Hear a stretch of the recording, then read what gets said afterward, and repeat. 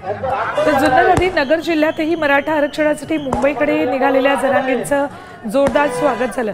शहराच्या सुरुवातीलाच असणाऱ्या शेंडी या गावातल्या ग्रामस्थांनी जरांगेंचं जोरदार आणि जल्लोषात स्वागत केलं। जेसीबीनं फुलांची उधळण त्यांच्यावर केली, जोरदार आतषबाजी करण्यात आली। नगर शहरात जरांगे आले त्यावेळेला त्यांची अशी धमाकेदार एंट्री झाली।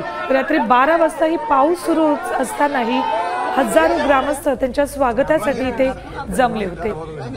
त्यांचं औक्षण करण्यात आलं आणि त्यानंतर जोरदार फुलांचा वर्षावही त्यांच्यावर करण्यात आला।